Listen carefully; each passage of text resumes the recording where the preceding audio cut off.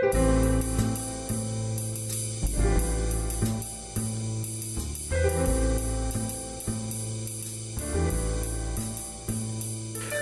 to Film Detour, a podcast where two longtime film buddies take you down and around the back alleys and side streets of cinema. With the occasional left-hand turn. I'm John Napick. And I'm Bob Mueller.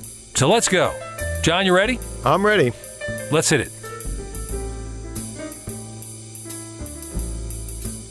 So today we're talking about Straight Time, 1978. Great stuff. Directed by Ulu Grosbard. Who I thought was a really interesting director. He didn't do a lot. He didn't. I was surprised to look up some stuff on him, and I was surprised. I thought he did more than that.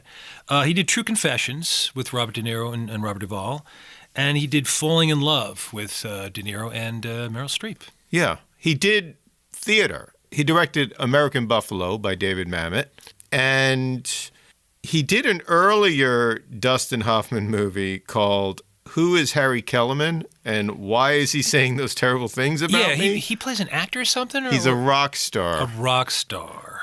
Now, the screenplay is by several people.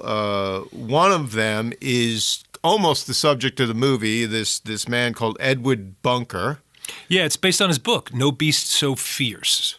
And he's an interesting guy. I mean, he's an ex-con. He was in prison when he wrote the book. Yeah. And he has done a variety of writings, from books to screenplays to actually being an actor. He was in one of our favorites, John, Runaway Train. That's right. For those who are fans, he's Mr. Blue in Reservoir Dogs. Right. He's one of the people that get killed in the heist. But he's in a bunch of things, like crime-related movies. He's a pretty natural actor. He's really, fun to watch. Yeah. You believe who he is, probably because he came from that world. Yeah. I think Straight Time was his first role. Here's an interesting fact. He was a career criminal, like the character in this movie. In 1951, he was the youngest inmate in San Quentin he was 16, ever. 16 or something like that? 17. 17. And then you've heard of Jeffrey Boehm, right? Yep, absolutely.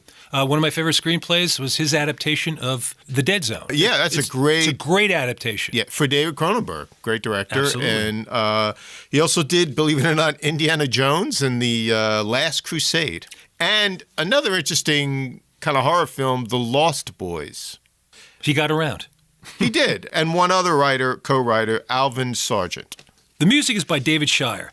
He's been around a long time. He's done a variety of things. He's done one of my all-time favorite soundtracks, The Taking of Pelham 123. Yes. Now, you really, honestly can't beat The Taking of Pelham 123 for a soundtrack. One of my all-time favorites. I was surprised to find out that he did that, because I always thought it was someone like... I thought it was Lalo Schifrin. That's who I thought I honestly, for years, I thought it was Lalo Schifrin. Yeah. All the President's Men. The Conversation. The Conversation, Coppola, yeah, definitely. Right. He co-wrote the Academy Award-winning song for Norma Ray that Jennifer Warren sang, It Goes Like It Goes, which is a terrific song. Huh.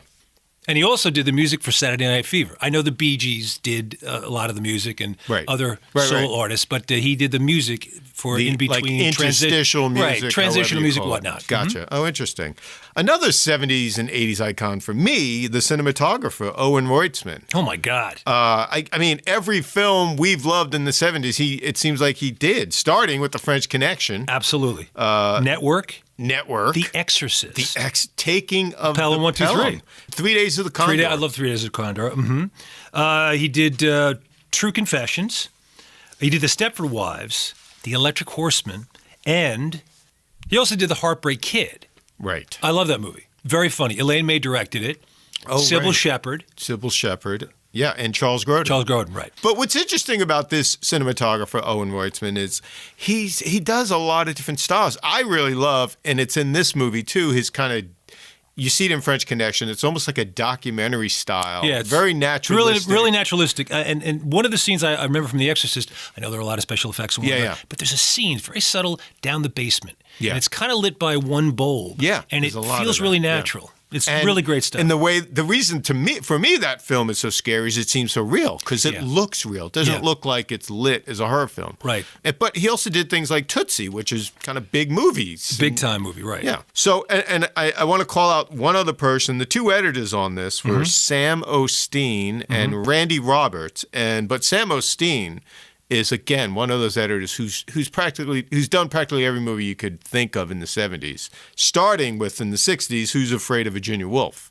He also did Cool Hand Luke. Wow. One of my all-time favorite movies. Yeah. The Graduate. Really? Wow. Yeah. Rosemary's Baby. This guy was a cutting fool. And Chinatown. Really? You're kidding me. He did a lot of movies. That's just a few. Holy cow. This was a First Artists production. And First Artists was started by Paul Newman, Barbra Streisand, and Sidney Poitier. And they started in 1969. Right. And in 1971, Steve McQueen came in as a partner.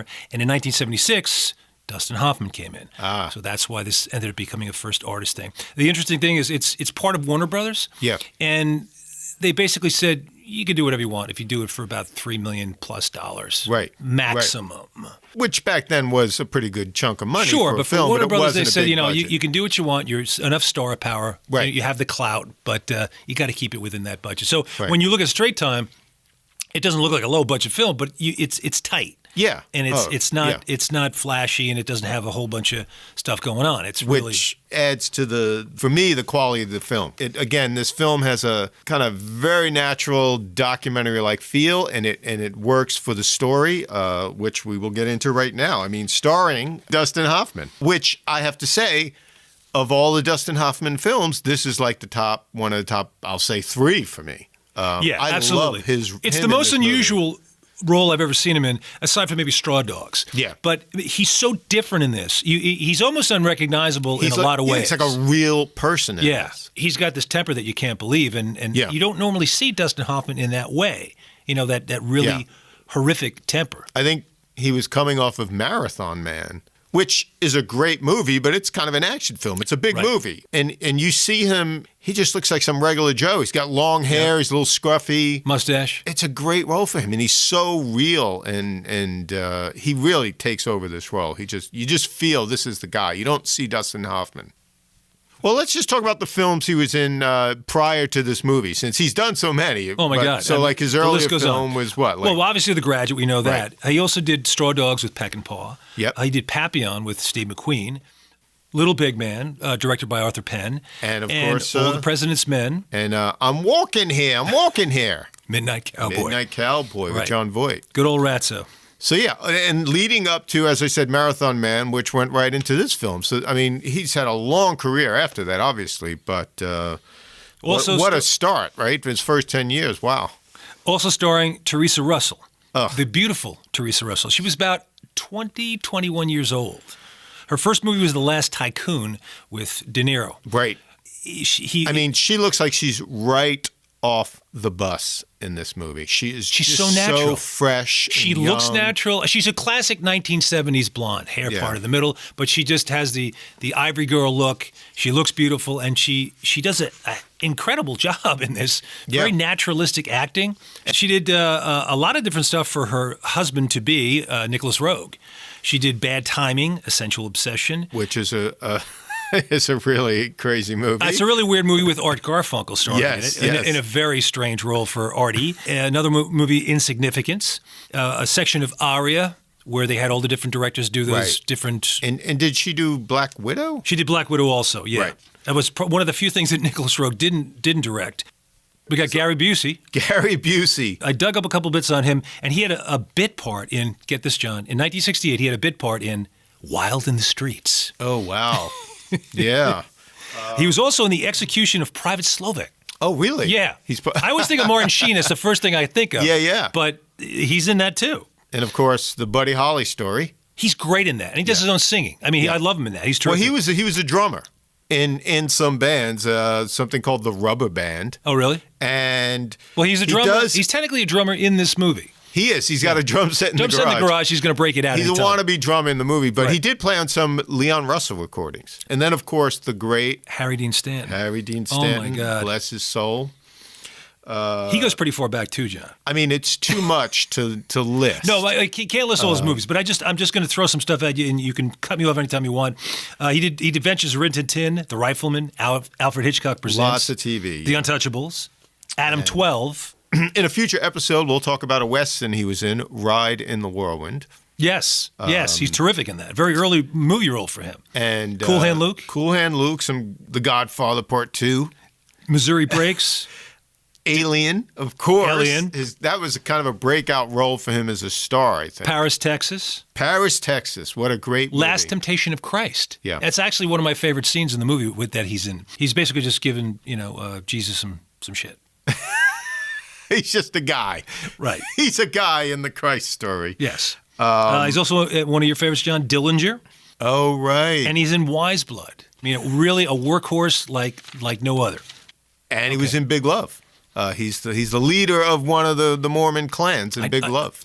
Okay, and last but not least, certainly not least, Emmett Walsh, or as we call him, M. Personal relationship with him. He goes. Okay, this guy. I just have to say before we're not going to do the whole list because it literally is over 100 things. It must be. I'm going to throw out some stuff, and you throw out some stuff, and we'll see if we meet in the middle somewhere. All right. Little Big Man. You do movies. I'll do TV. Okay, fine. So Little Big Man. He was Little Big Man. All in the Family. He was in the movie Cold Turkey. And Ironside. He was in Serpico. Bonanza. Slapshot. That was the Italian version. That was the Italian version. Bonanza. Yeah. Bonanza. He was in Slapshot. The Bob Newhart Show. He was in The Jerk. The Rockford Files. He was in Ordinary People. Beretta. Reds. Okay, I'm out.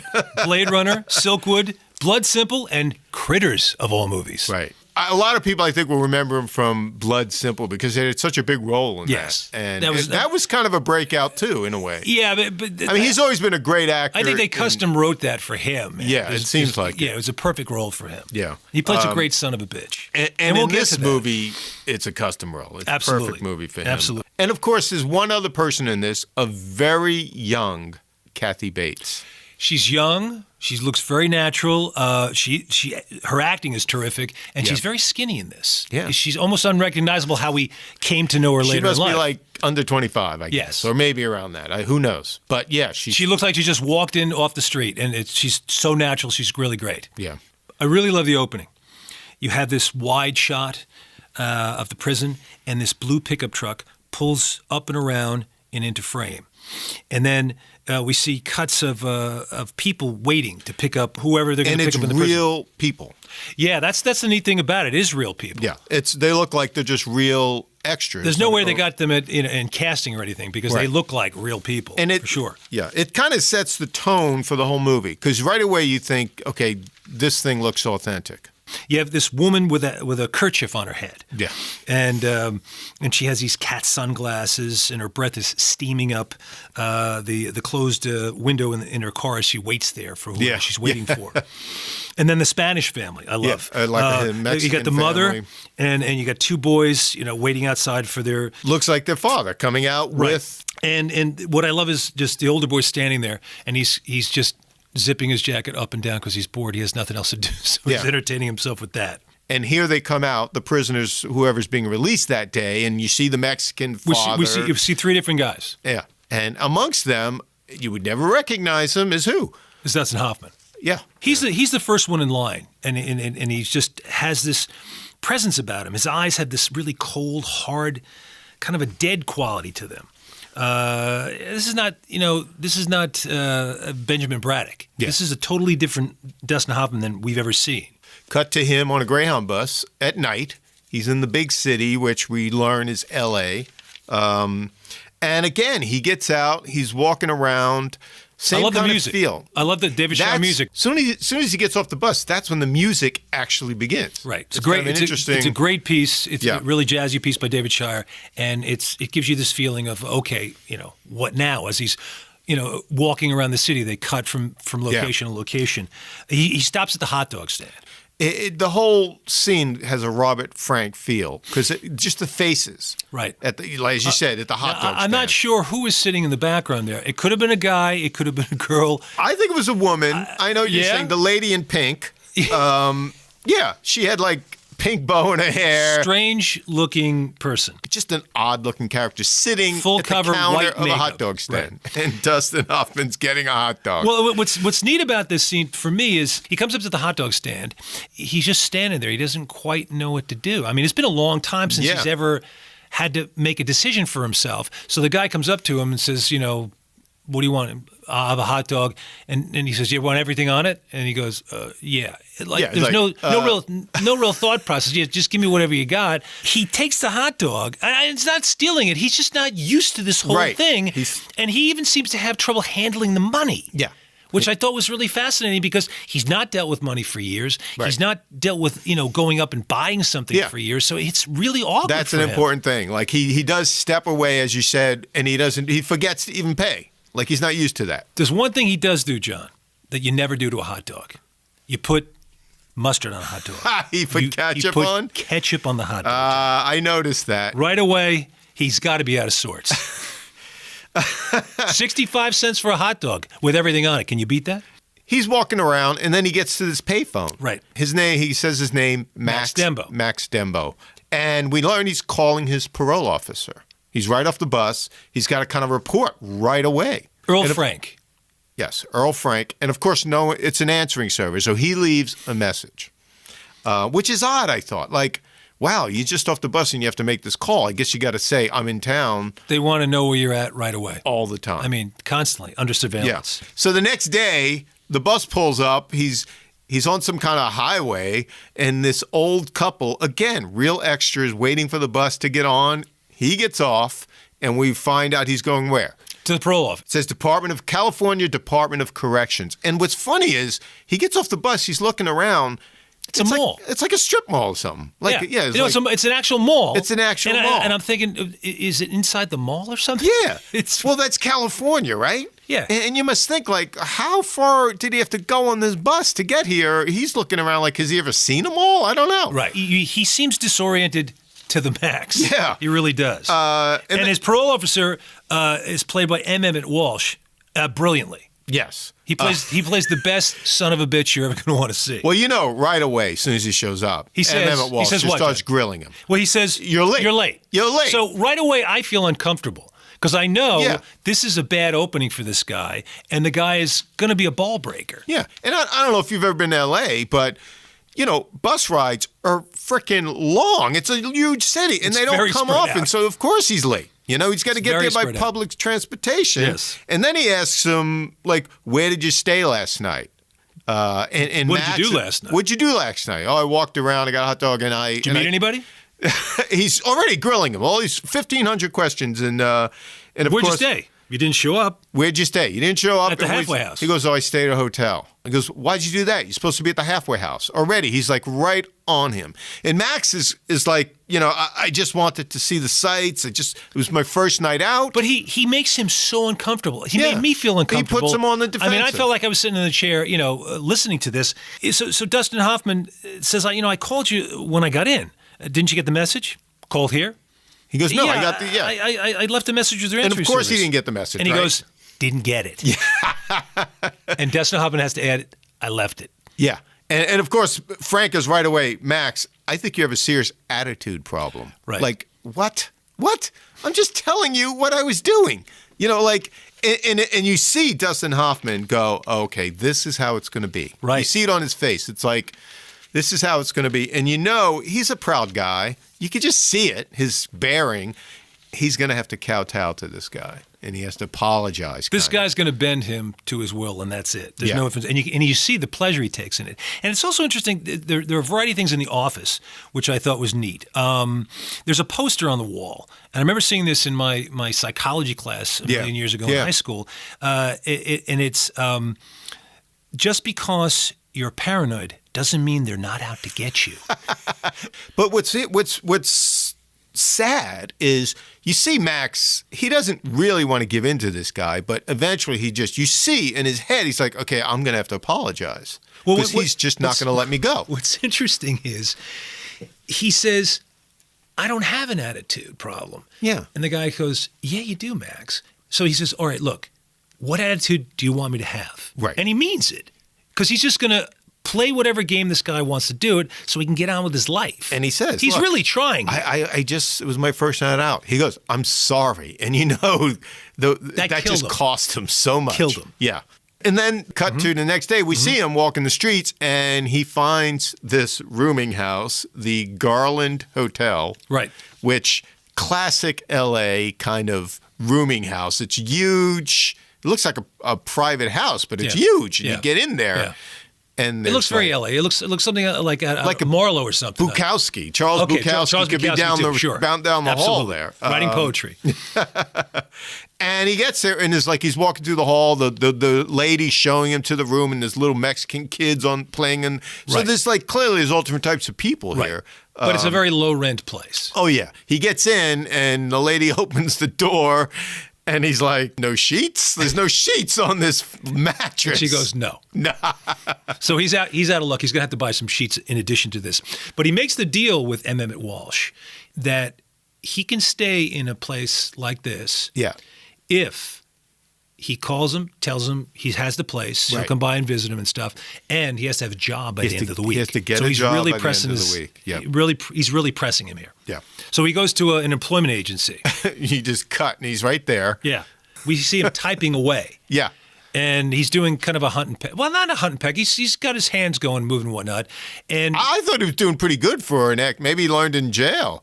That's very possible. Maybe that's Bunker writing the story or something. Yeah. That's how you learn how to type.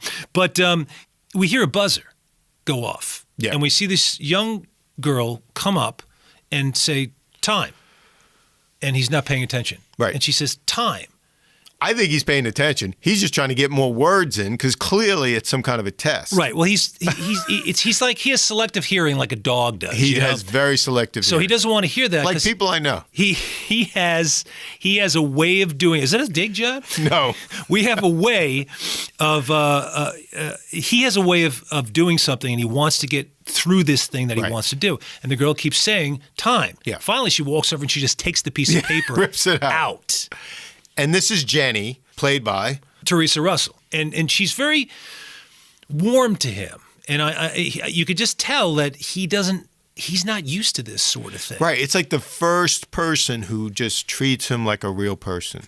You know what I mean? She looks right into his eyes, and you could tell she's young and she's new at this job. So maybe she's not bitter or anything. She's just generally concerned, asking him questions, and he has to finally admit that he's just out of the jail. Yeah.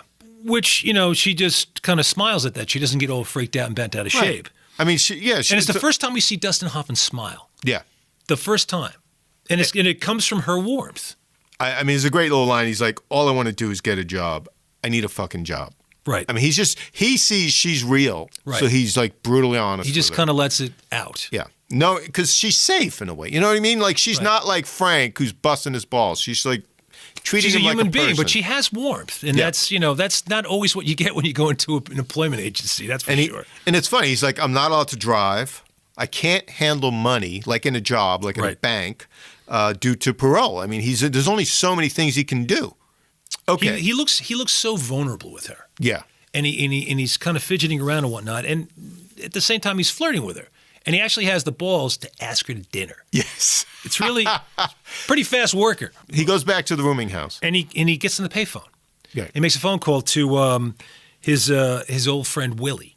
And he's like, tell the big bear I want to give him a big bear hug. Clearly someone he knows from prison. And this is Willie, played by Gary Busey. Busey. You know what? He's such a natural actor. He's so authentic in this role. You totally believe he's this guy. I mean, not for a second do you feel like he's acting. Right. He calls, come get me. And Willie comes, he pulls up in this big old 70s station wagon. Right.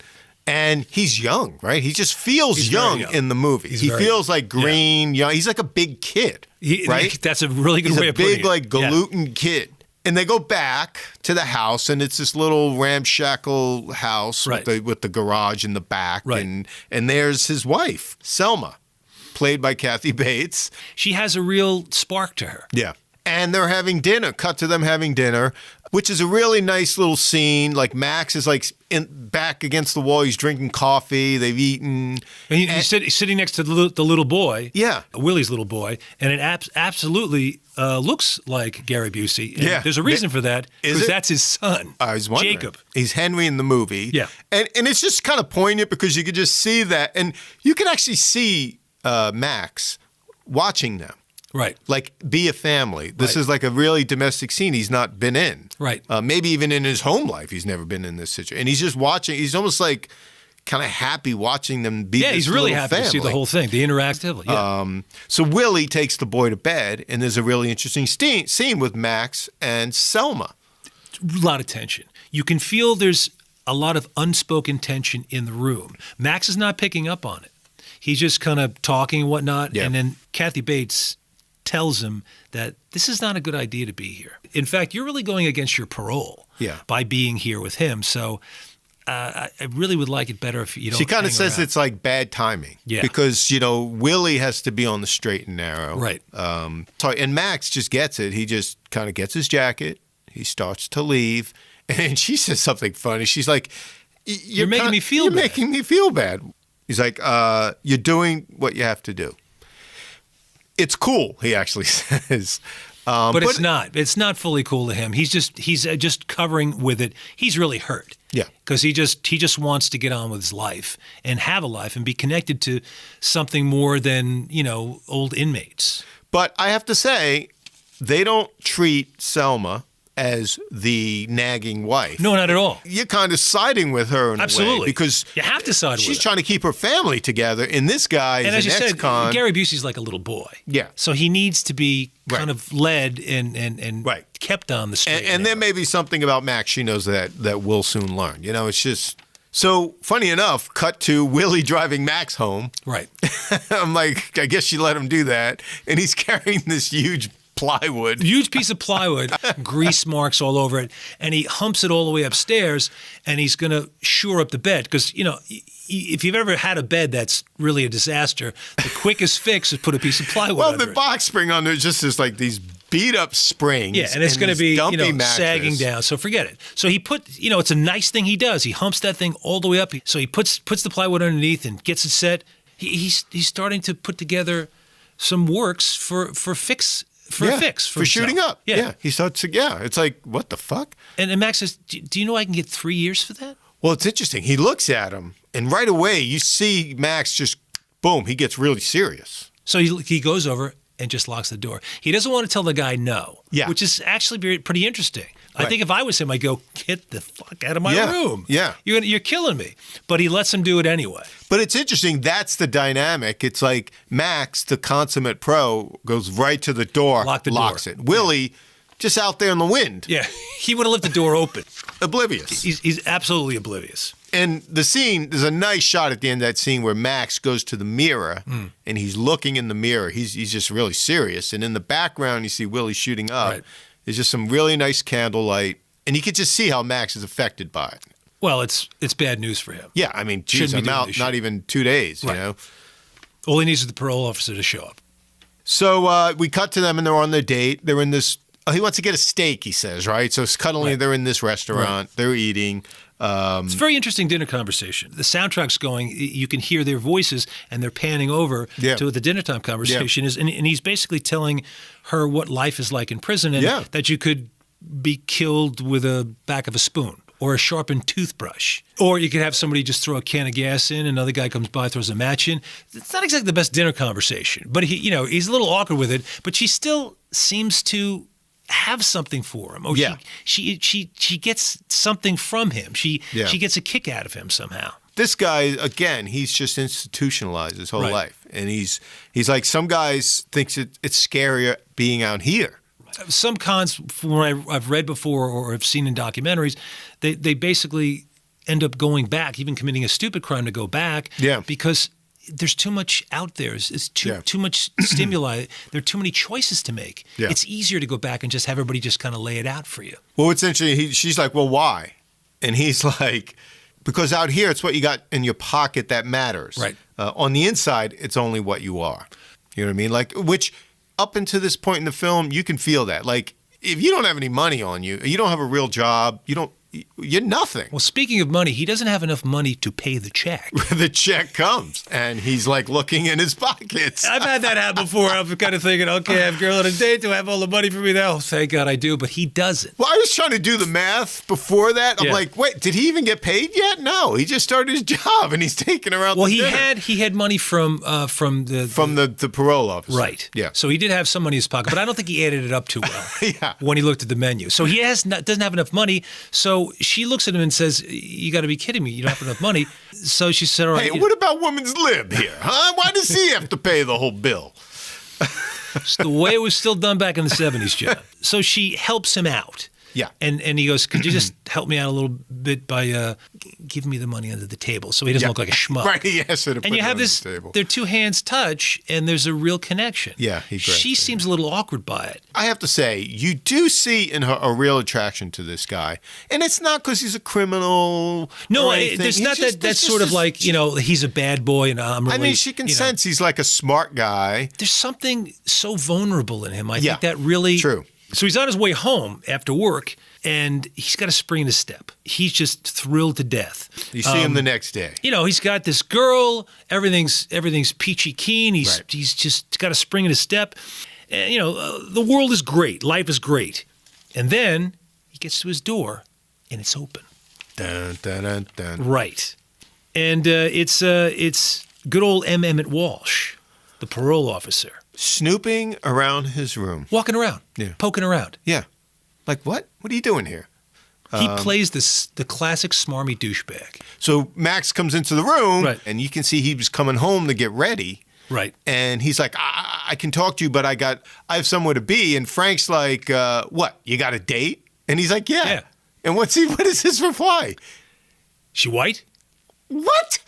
Is she white? He thinks it's funny. Everything's funny to him. He's such a dick. What a shitty He's always thing. telling off color. Yeah. Or racist. Racist, what do you He's call a real Archie Bunker son of a bitch. Yeah, what do you call ethnic jokes? Right.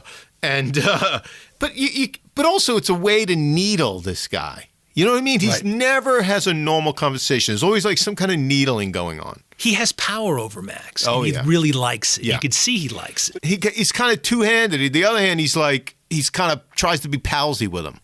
Yeah, that's the weird thing about it. It's like, what? You're trying to be this normal guy? And Like nudge, nudge when he makes Yeah. a joke in the ribs. Come on, give me a break. So Max is telling him about his job. Everything's peachy with him. And he's getting dressed. Max is trying to get ready to go out on this date again. He starts putting on his shoes. And Mr. Snoopy M. Emmett Walsh finds something under the bed. Of course. A whole pack of matches burned up. We know what it's from. Right. And And so does M. Emmett Walsh. And he's like, automatically, take off your shirt. And he treats him like a bad child. Yeah. I mean, he completely strips him of any dignity whatsoever. And he's like, he tells him, take off your shirt. I'm going to check you for track marks. And he starts to tell a Polish joke. Right. Like, what? Like, again, he's stabbing you with one hand. He's trying to be friends with the other. And Max is like, I'm not high.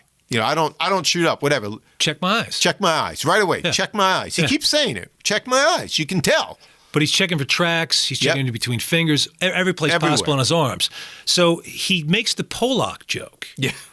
I'm doing the Archie Bunker, but he makes the Polak joke, and then he like he's being palsy-walsy with him. Then he grabs his wrist, Suddenly. slaps a cuff on him in Yep. the next breath, Yep. and then cuffs him to the bed. It's like a steel frame bed. Just cuff Totally him right to it. humiliating him, treating him like an animal. And you can see Max right away. He almost snaps. It's like, what do you, like he's in prison again. Yeah. Like, why do you got to do this? What are you Right. doing? And there's a little kid in the hallway just watching this whole thing take place. And Frank is like, I'm just doing my job. Yeah. To him, it's like an everyday thing. If you're clean, there's no problem. Right. I'm just going to make a phone call, and we're going to take you downtown. We're going to check you out. But automatically assuming the worst, and he goes out into the hall to make this call. He's going to call downtown. Right. And as you said, he's poor Dustin Hoffman just sitting on this bed, chained to it, and this little Mexican girl in the doorway just like looking at him. And We're just playing a game. Yeah. That's what he says. But you could see he feels so like Totally embarrassed. humiliated. And the thing that sucks in this situation for this guy, Max, is he hasn't done anything. He's actually he's honestly trying to rebuild his life. He is. Just trying to be a human being. That's all. And guilty or not, he's taking him down to prison. Period. Well, surprisingly, because you cut to the county jail.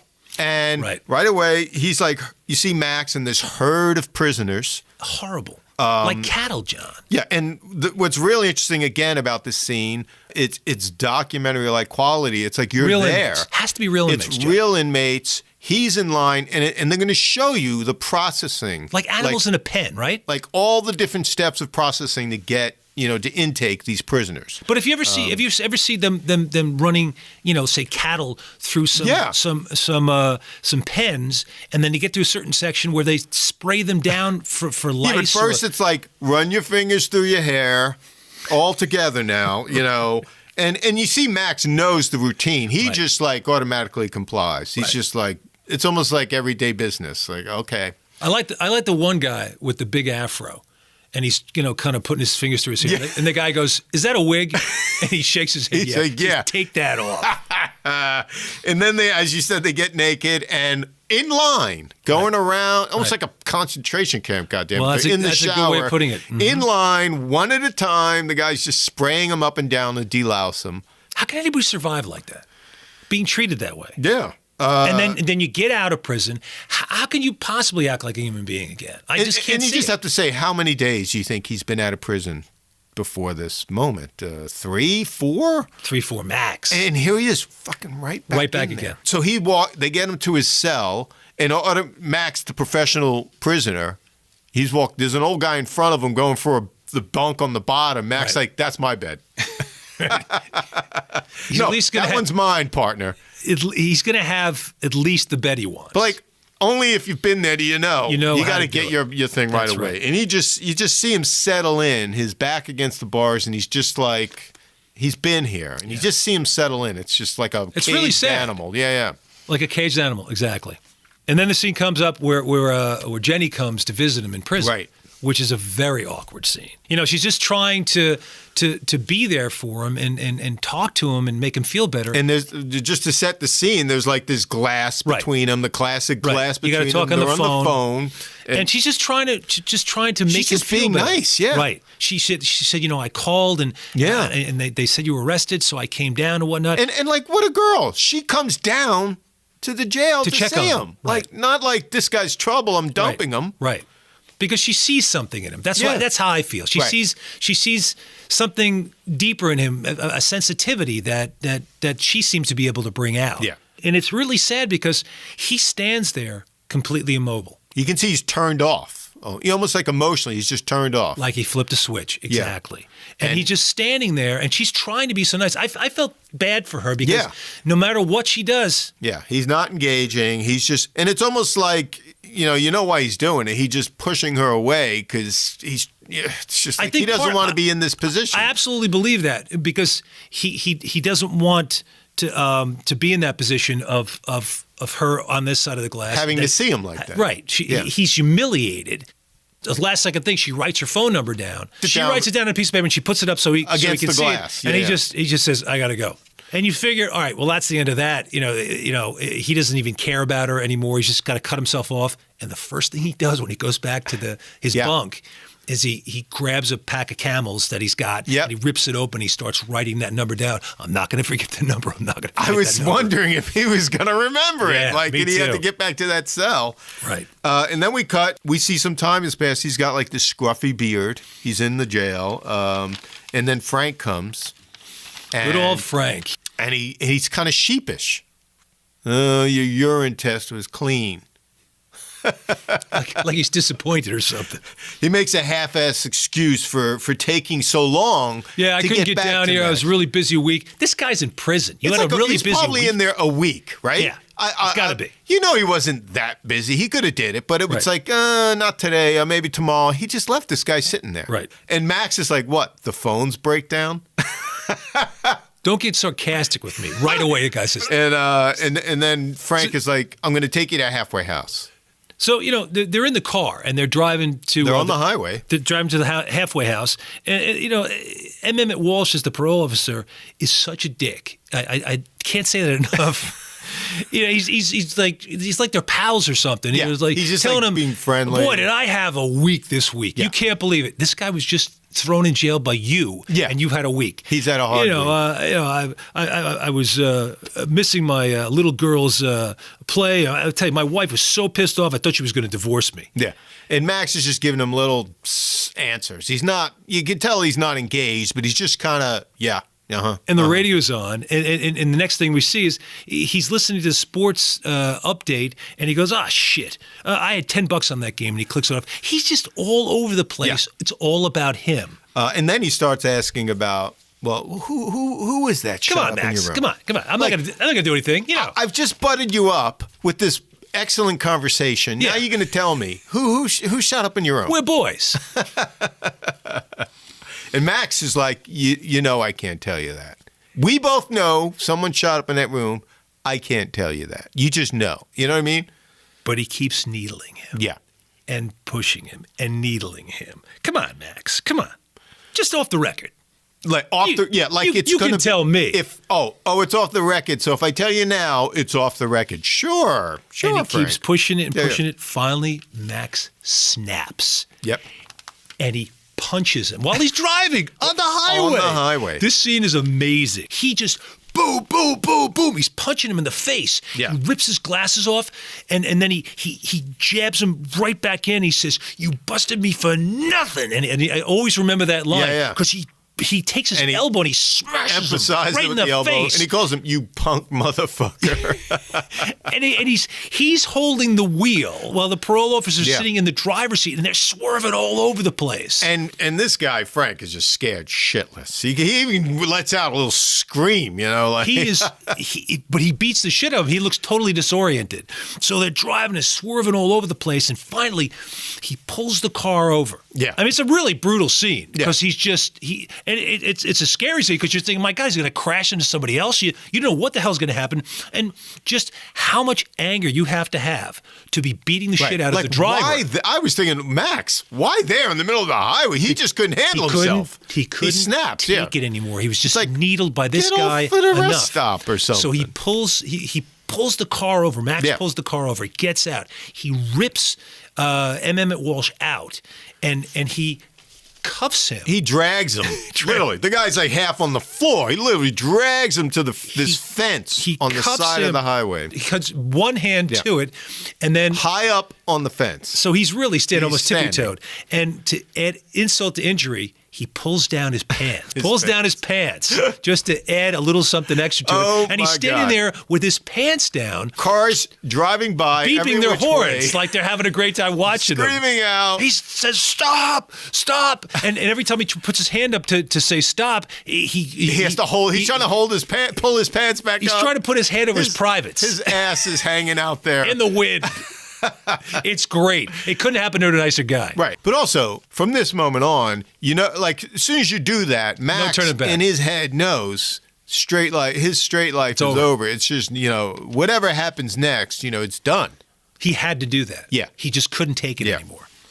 And then one of my favorite scenes, we cut to the poolside. Harry Dean Stanton. In the backyard, somewhere in the valley. The outfit, John. The outfit. So it's Harry Dean Stanton and his wife, Carol. Right. Harry Dean Stanton walks toward the camera with Max. And he's talking about, you know, what he's been up to and what she's kind of, you know, taking him. They're having like a barbecue in the back by the pool. By the pool. At this little table. Harry Dean Stanton looks like he's doing okay for himself. Yeah. You know, he's got a painting contracting business or something. Jerry Shue is his name. That's right. We'll call him Jerry. and I love the outfit. I mean, it sets up everything about this guy. He's got a Hawaiian shirt on, Bermuda shorts. He's got white socks and black flip-flops. It's perfect. Well, he's like living the suburban dream. It's like, and he even says, like, Carol straightened me out. His wife, he's married to this woman. And then Carol, you could tell she's totally used to these guys or convicts. Right. Because she starts going off in this litany of her ex-husbands who were convicts. And the scene's so natural, though, John. But it's great because she treats Max as normal because she knows this life. So she's not freaked out about that sort of thing. Right. But my God, Harry Dean Stanton, such a natural actor. He's such a so natural great in this actor. role. This is one of my favorite Harry Dean Stanton You believe roles. who he is instantly, and he's hardly doing Yeah. anything. Just like it's a magic. middle-aged career criminal, like whatever. It's just perfect role for him. I love the way she serves the burgers before she leaves to go get drinks. Oh, she right, they have just these kind of picks burgers. it up with her paw. You know, she just grabs it, And they're it just- good-looking burgers. They're big, big, thick meaty burgers. Yeah, But she just picks it up with her paw, just drops it down in front of Max. And she heads out to get something, and soon as she's out of earshot, what does Jerry say? Get me out of here. They're killing me. I can't make this scene anymore. Who's killing them? Like the society? The whole shebang. scene. He can't handle it. And he's like, what is it? You got something? I know you got something. Yeah, I know you got something. Max is like, don't you want to know what it is? He's like, I don't care what it is. I got to get out of here. Right. You think, what's the matter, man? You had this whole little setup going here. That's so funny.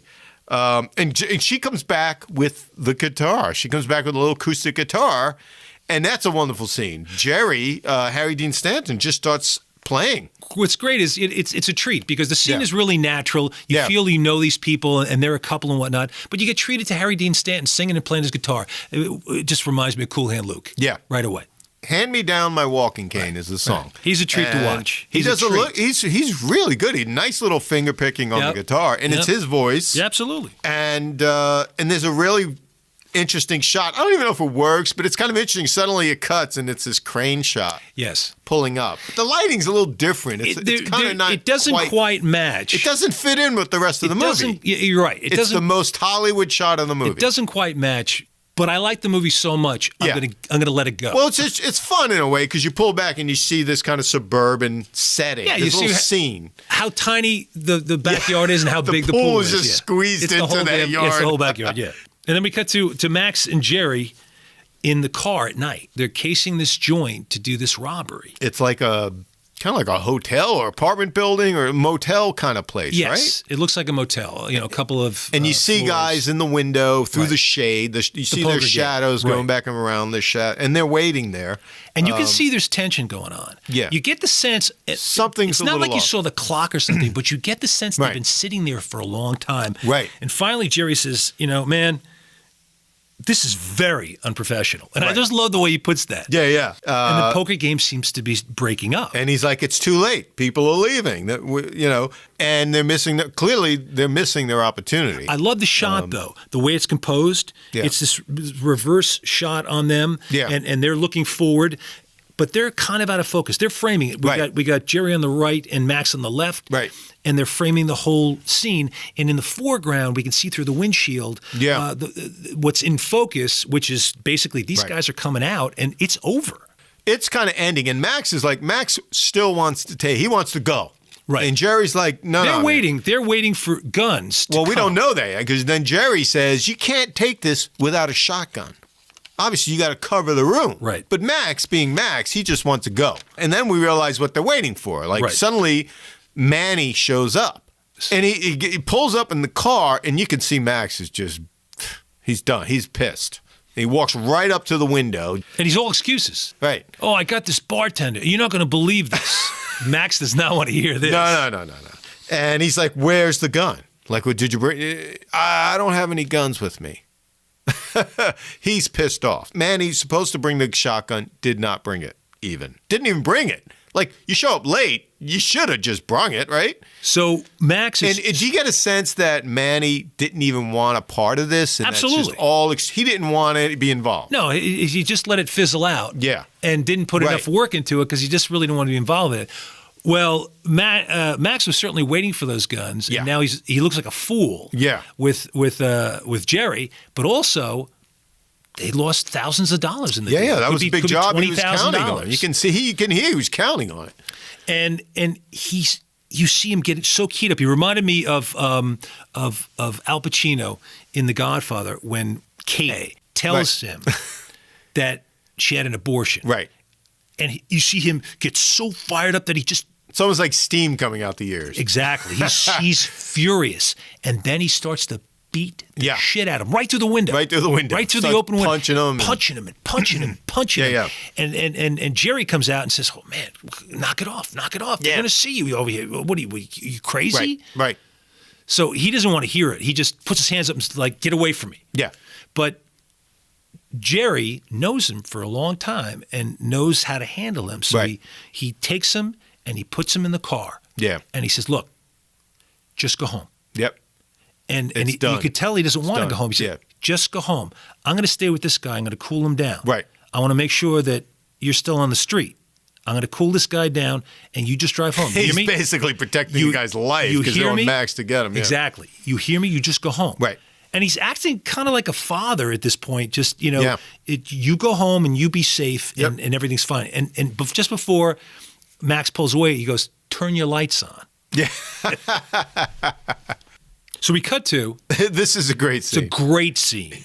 Jerry's basement. And once again, Harry Dean Stanton. I believe that he knows exactly how to take a gun apart. Yeah.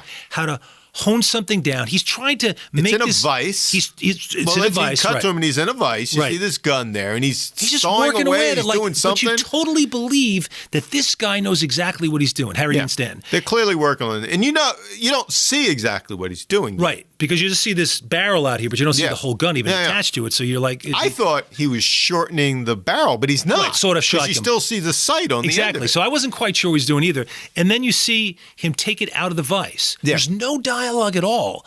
It's just, what's great is you have this sound going on upstairs. Sounds like kids playing. There's a dog barking. It's all very natural. Yeah.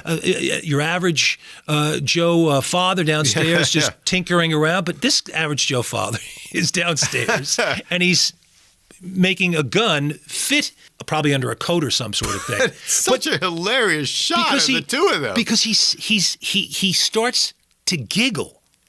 Yeah. Like they're a couple of bad kids ready to pull a prank. And he's kind of showing off to Max how this thing tucks under his fits really arm. nice, doesn't it? Huh? It's like two middle-aged crooks, just like. But they're like little kids. I know, but it just seems so weird. They just burst into laughter, I mean, which I he thought could was be like great. a bus driver or something. He's just like this guy. Right. He's got a shotgun. Right. That he made to And he's very proud of it, obviously. He's very proud of it. But there's no dialogue. No. It's a wonderful scene. I mean, basically, the point, it's what they do. Yeah. That's their job. And this is what he wants to do. You could work at a hot dog stand. You could work at a bank. This is what these guys do. Right. So then. It's like Ralph Cramden in a bowling alley. There you go. And then we cut to the bank. In this scene. That's one of the best bank robbing scenes I've ever seen. Well, I think it's like the ultimate in that. I think it's one of the very early, like, L.A. heist scenes. Mm-hmm. I mean, there was a whole slew of them through the 80s and even up to now. Right, and a lot of people took stuff from that. So we cut to one of the best bank robbery scenes that I've ever seen. And what's amazing about it to me is what balls. Two guys in the middle of the day, no masks. Yeah. Dustin Hoffman's got a pair of sunglasses on, but no masks. Right, no masks. The middle of the day, they walk in there. Overcoats, right? Just two guys. Yeah. And they go up to the security guard, and Harry Dean Stanton taps him on the shoulder and says, "Excuse me, sir, can you look over there?" And Dustin Hoffman puts a gun right in his face. Right in his face. And they say, "Get up now." And they drag him into the bank and here's throw the thing, him on the ground. Here's the thing. If you're going to do this, you have to be committed 110%. Absolutely. And you can see right away, it's like they're going to control this situation. That's right. It's like amazing. Control's a good Their word for it. attitude. So Jerry, Harry Dean Stanton, starts screaming, "This is a robbery. Everybody get down on the floor." And Max starts going over to the tellers, open the drawer, open the drawer, open the drawer, open the drawer. And Harry Dean Stanton is just screaming orders to everybody in the bank. "Get down on the floor. Get down on the goddamn floor. You looking at me? Yeah, don't look at me." And he just scares the hell out of these people. At one point he goes, "I will blow your face up." I'm like, what? And don't look at me, goddammit. And Dustin Hoffman goes around the back where the tellers are, and he's like calmly stepping them away from the drawers. Open that drawer. Open that drawer. You open that drawer. It's all very calm. It's all about control. The person who's really controlling the scene is Harry Dean Stanton by just intimidating the shit out of all these people. One guy with a shotgun having an eyeball all these other people. Yeah. And Dustin Hoffman is just grabbing and going. He's grabbing going and going. drawer to drawer. Very methodical. Putting And it Harry in a Dean bag. Stanton looks at his watch and he goes, okay, 20 seconds. Yeah. And they're going down the line. And Max is putting cash in, okay, 5 seconds. More cash in the bags. And finally says, okay, that's it, let's go. And once again, just like in the typing scene, he doesn't stop. He can't help himself. He just keeps going. Yeah. Okay, let's go. We're ready. Let's go. Right. Let's go. And he keeps grabbing. And he keeps grabbing. Max keeps grabbing cash. Let's go. Let's go Yep. now. Let's hit it. Let's go. Yep. And he still won't go. Finally grabs one or two more handfuls, Yep. and they go out of there. And what I love is when they exit the bank, Harry Dean Stanton goes, how was I? And Dustin Hoffman says, you scared the shit out of me. And they're laughing it They're up. like, once again, just like the basement scene, they are laughing their asses off. And they're like a couple of kids who just pulled a really big prank. And you see them in the car. They're driving. Yeah. And Max is like looking through the bag. And Jerry's like, how much we get? How much we get in the car? And he's looking through the cash. But he says at one point, from now on, when I say we got to go, we That's gotta it. go. That's it. We got to go. We go. Like, come on, we're professionals. This is how it's done. They know how long it's going to take the cops to get there. The alarm goes off. They have a certain amount of time they have to get out of there. And I love how they're playing around with the money. Dustin Hoffman's like picking it up, like, look what I got, look what I got. And he goes, Which you is see this? weird because He they're said, in this car driving. People could be driving by. You see this but they don't cash care. They're flying just having around. too much fun. They're just- And Dustin Hoffman says, you see this? $8,000. I should dock you pay. You were going to make me lose $8,000 I got. Great scene. And I have to say, very tense, as you said. Oh, my It's just God. the way it builds. And you got Harry Dean Stanton calling off that clock. Yep. It's just clockwork. It just really works really nice. And it builds the tension. Then there's a scene where Max is at Jerry's business. And he's trying to talk him into doing another job. And, he's kind of hemming and hawing, Jerry is. And Dustin Hoffman says, you're a thief, man. Why don't you be a thief? Yeah. And then he says, you like that bank? Do you feel good doing that bank, holding that shotgun? And you see Harry Dean Stanton kind of smiling. But Yeah. then you almost see him kind of glaze over a little bit. And it's kind of like a drug addict. Yeah. I You was can gonna say, see that yep. he really, Max is manipulating him. Yeah. Because he knows that Jerry gets off on this. He's addicted. So he's going to talk this guy into this thing, and that's that. And he knows what buttons to push. So suddenly Max is showing Jerry the plan of the jewelry. He's got it all drawn out. Right. And he's got a map of the area around it. These, again, they're professionals. And Jerry's hemming and hawing. He's like, I don't know, Max. Beverly Hills is rough. They've got A lot of all these cops. cops there. It's high-end stuff. And then it's the day of the job. And goofy Gary Busey drives up with this piece of crap station wagon, right? Yeah. And Harry Dean Stanton, Jerry, is totally freaked out. Yeah. But you can tell on Jerry's face, he's not cool with this at all. No. He's really And Willie's. he's really tense about it. And Willie looks very nervous. Right. He looks totally nervous. He's like a little jumpy and The interesting thing, he's been like a puppy dog. Can you take me with you next time, Max? Yeah. Can you take Yeah. me with you next time, Max? But he's not cut out for this sort of thing. so they pull in, and Max is like, he's talking to Willie. You see that door there? We're going to come out of there in a couple of minutes. Like, you stay here. He goes, okay, Max, okay. He's like, he wants that help. Yeah. Okay, Max, do I keep the car running? Like, If I was Jerry, I would have walked away right then and there. And it's making you so tense. That's how well directed and acted this is. You feel so tense in this situation because you're thinking, my God, that's the guy who's going to do the getaway car? oh, my God. It's just a dopey kid. You cut, and Jerry and Max are approaching jewelry store. They walked around to the front of the store, and they're walking up the street. It's kind of busy, and Max is like, how's the vibe? And Jerry's like, it's all right. There's lots of people. It's a busy street. And just as they're walking through the door, Max smiling. He's in his element. He looks at Jerry. He's like, I'd kiss you, but you're too ugly. Like walking into a robbery. Then Dustin Hoffman walks up along the jewelry cases because he knows what the place So looks we're like. in the store. The two guys walking in. They kind Harry of Dean Stanton, split up. which is pretty interesting. Harry Dean Stanton's in the front of the place. Yeah. He's got gloves on. Work gloves. Yeah. They're not even leather gloves. They're like these like heavy leather, work gloves. I mean, Right. heavy like work gloves. Exactly. It's hilarious. And then Max walks down along the cases.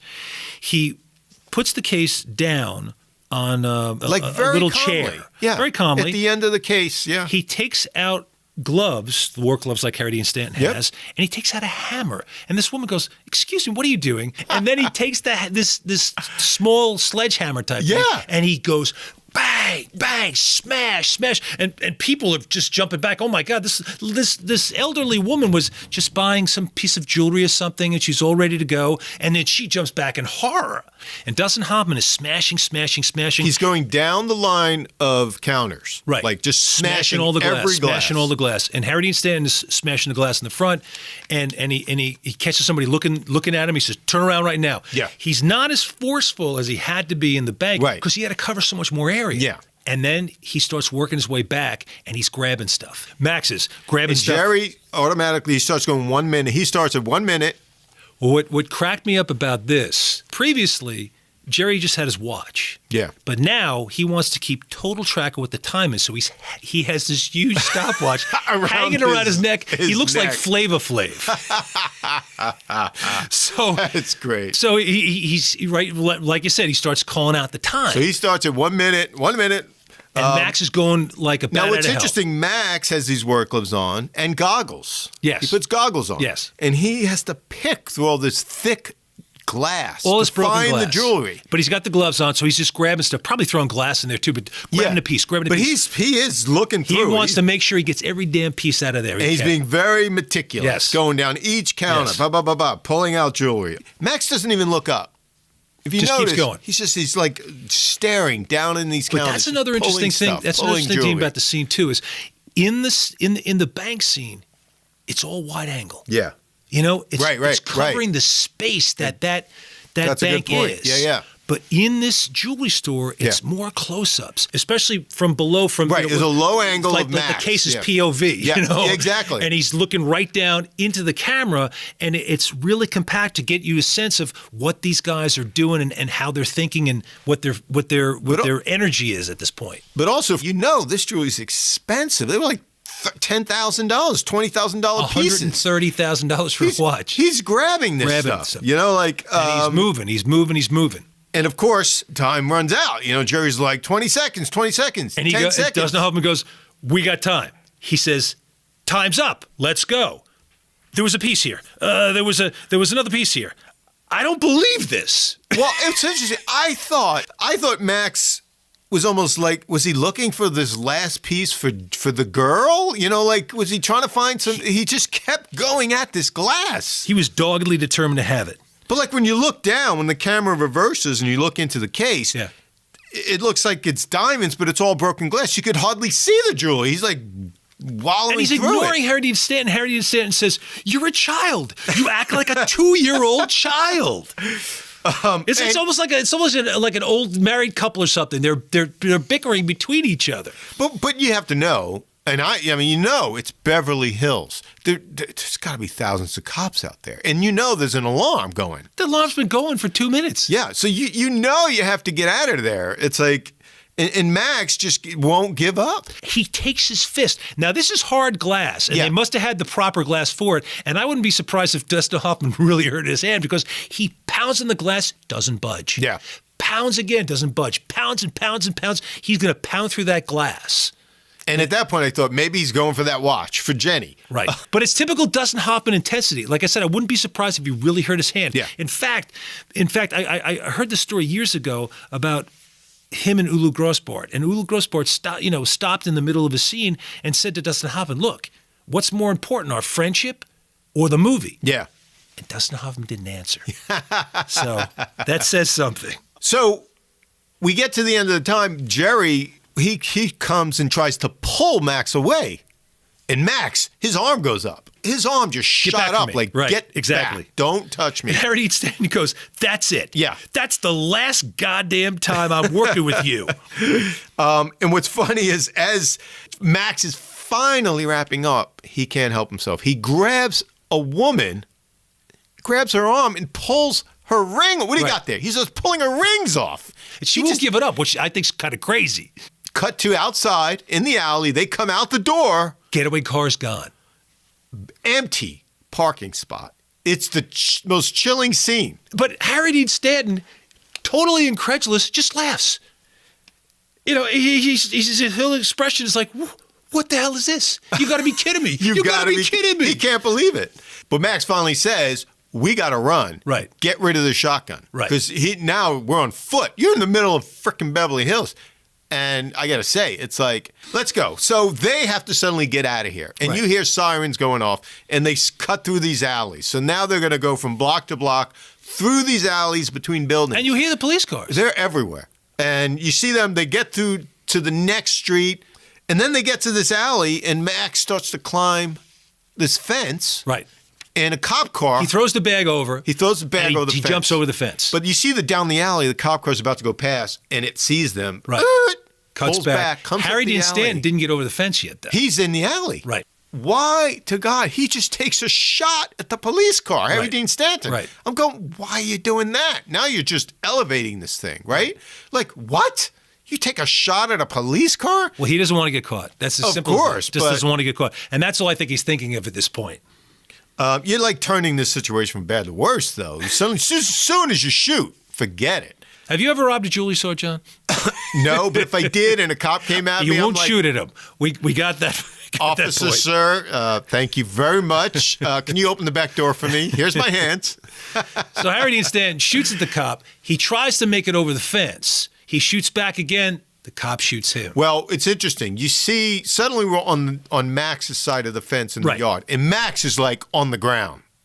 And he looks up, and we see Harry Dean Stanton coming over the fence, and he turns around and shoots. Right.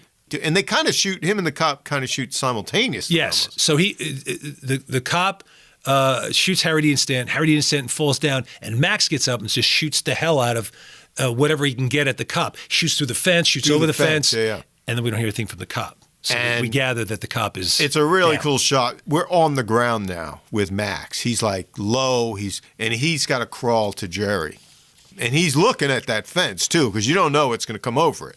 And he gets to Jerry, and it's a really sad scene. And Harry Dean Stanton is once again so good. He can convey so much stuff on his face. He's lying there, and he's just, you could see on his face. Well, you can tell he's like in shock, Right? And it's very convincing. And Max, they don't even say a word. They just look at each other. You know what I mean? It's just like, what are you going to do? Max crawls closer to him, and then he just dies. Yeah, really sad. And then Max just grabs the bag, not even says a word, just heads off. But it's an interesting scene afterwards because he just walks to the back of somebody's yard. He grabs a towel off of the line. Right. And he's got to get rid of this bag because that's like a blinking beacon. saying, Exactly. Look what I got here. Yeah. So he walks over to his garbage cans and he just puts this towel he grabbed off of somebody's line and he starts putting the jewelry into this towel and wrap it up. I was confused at first, like, what's he doing? And then I realized, oh, he's getting rid of the bag, right, What's as you said. What's interesting is there are a couple different pieces that fall, and he just brushes them off. They don't mean anything anymore. A friend of his, a partner, a compatriot, just died, and it was because of him. Well, So he that's doesn't an really interesting care. thing about this part of the movie with Max and Jerry. Like, Max is always pushing the limits, Right. and he gets them in trouble. It's his fault from the get-go for even hiring Willie. Right. You know what I mean? Like, this guy's totally unreliable. We all see that.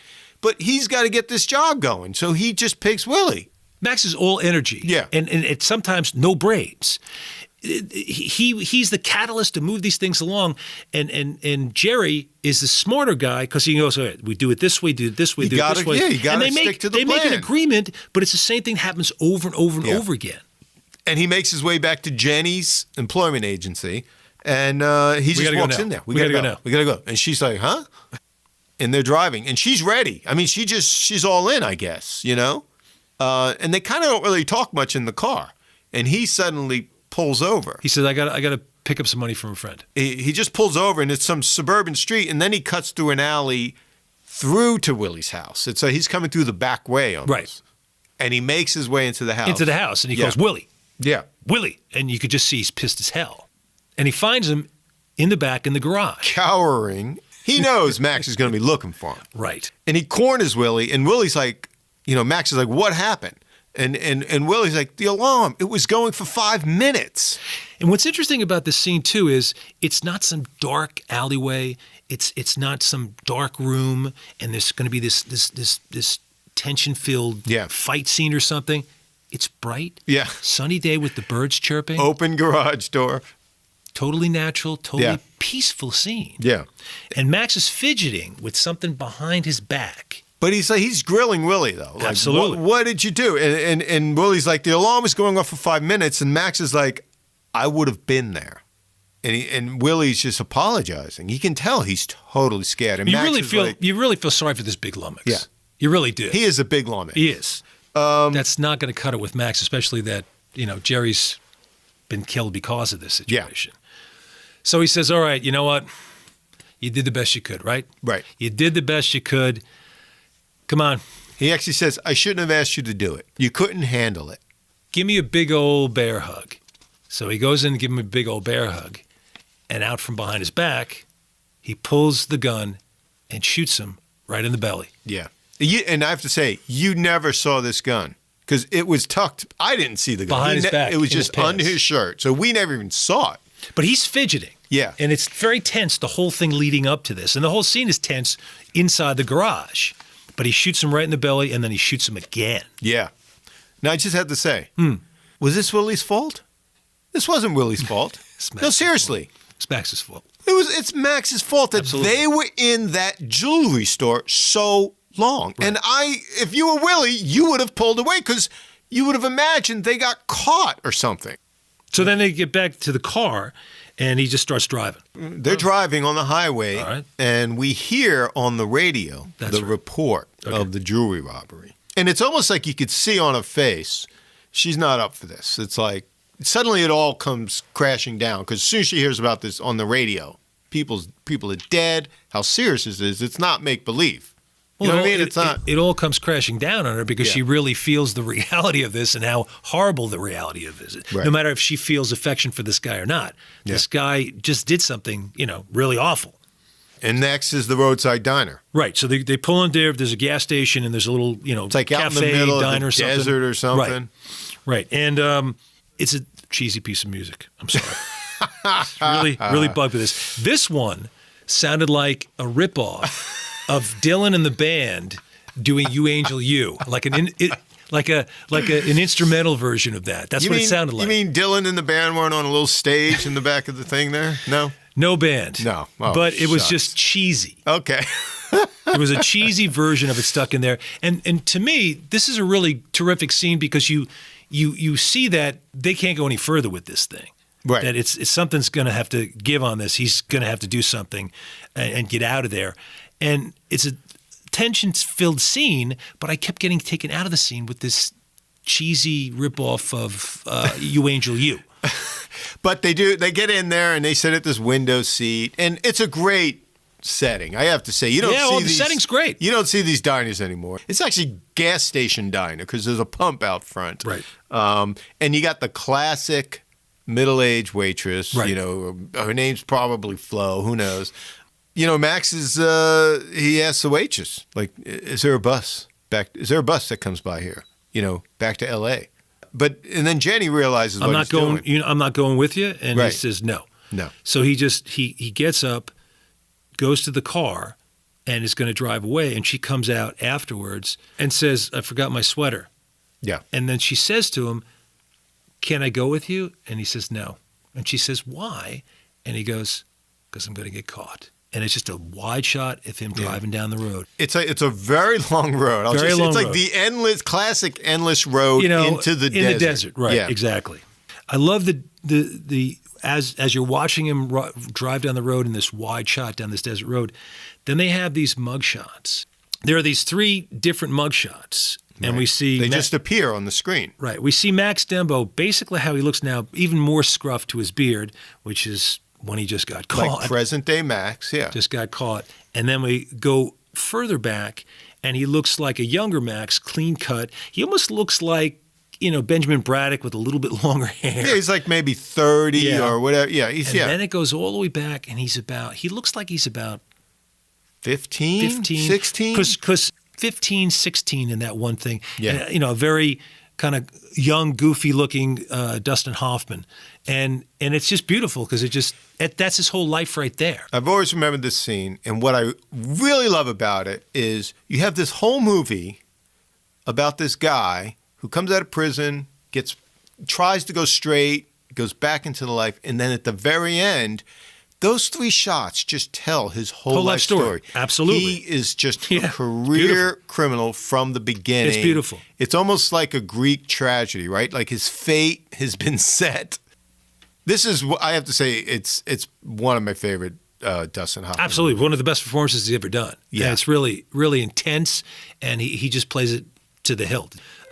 Really, really great stuff. Great movie, straight time.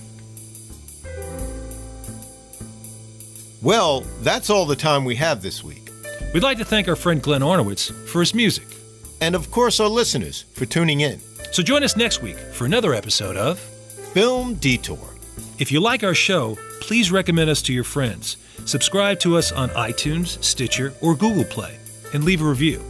Go to our website at filmdetour.libsyn.com to leave comments or email us with questions. That's filmdetour.libsyn.com. You can also visit us on Facebook, Twitter, and Instagram. And you can also find us on YouTube.